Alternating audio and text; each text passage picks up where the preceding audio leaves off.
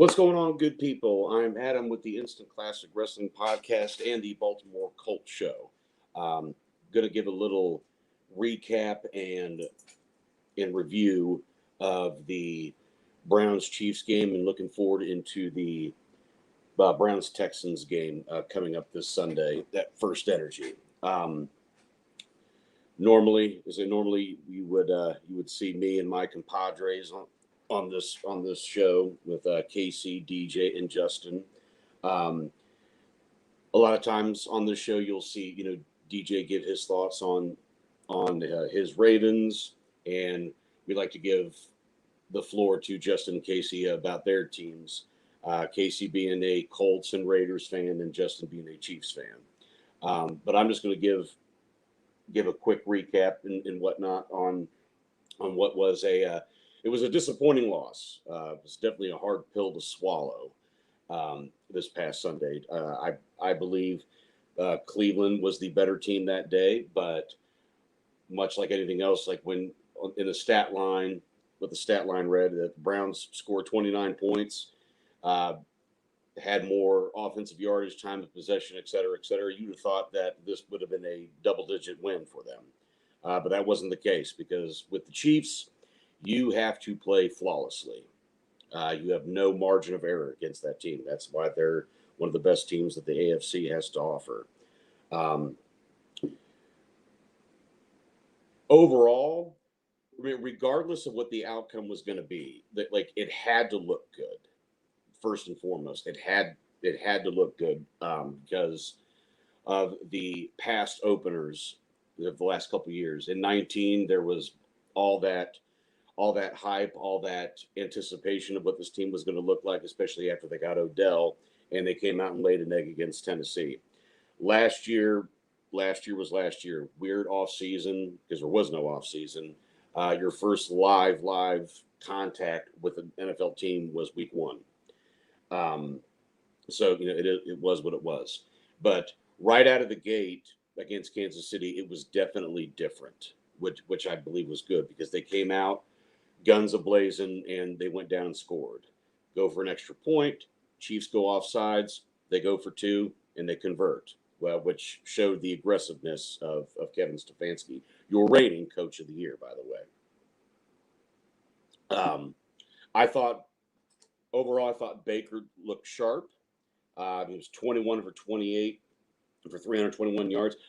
No touchdowns, but how the game was dictated was through the run game, and their efficiency with the run game in the pass game was excellent, in my opinion. Um, but you couldn't ask for a better first half. And then some head scratching and inexplicable things happened in the second half. The fumble by Chubb on a fluky spot. Jamie Gillen, you gotta just hold on to that snap, which was it just gutted me.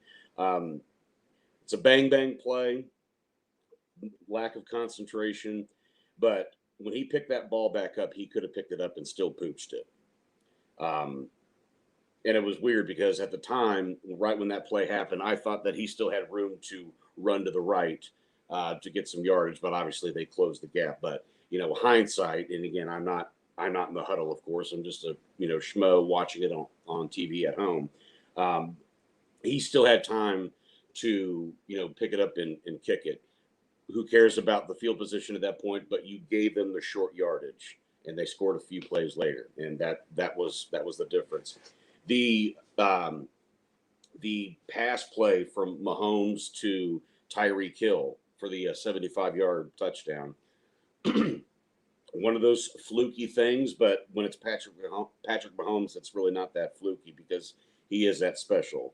Not a lot of quarterbacks in this league can do that on the run, and when you have a weapon like Tyreek Hill, there's always a shot. And John Johnson did nothing wrong on that play. He went stride for stride. It hung up there forever, and it ended up being underthrown, but it legit was just a 50-50 ball. I don't blame anything there. That's just one of those. That's Mahomes.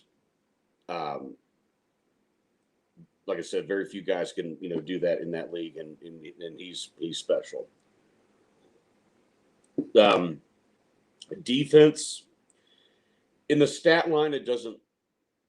The stat line doesn't, for some people, probably doesn't display what was on the field, because if you're just a casual fan or casual watcher of football, it doesn't look like much. But really, if you look at the stat line, Clowney and Garrett were in the backfield all day. I thought Malik McDowell looked fantastic in his first live snaps in the NFL. He's been in the league for a few years. Off-field issues, and the Browns took a flyer on him. He looked really good. Now you definitely see the difference with the speed they have on the outside, the speed that they have in the middle. Unfortunately, Anthony Walker is going to be out for at least 3 weeks with a hamstring injury, which that sucks. But now you Malcolm McDowell, excuse me, Malcolm Smith, and you're going to see a lot more him. You're going to see a lot more JOK.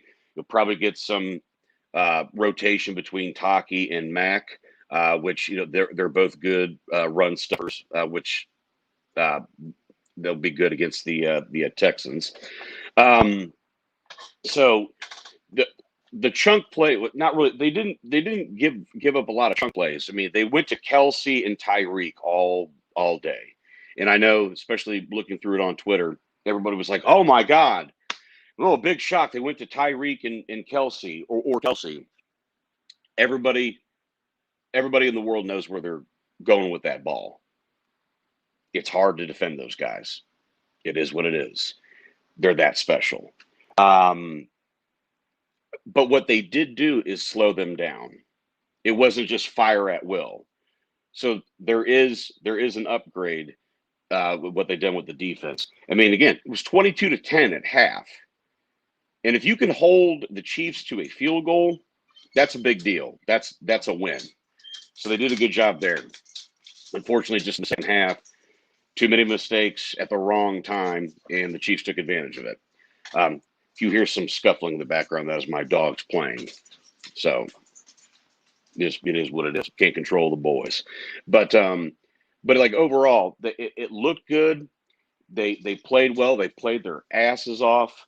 The one thing that people are jumping to is the interception at the end by Baker, who at that point played a pretty damn good game, minus that play.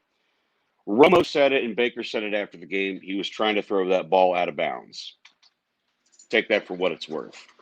But Sorensen had just got enough of his foot to take him off the spot, and it hung up forever, and it got picked off. So, hello.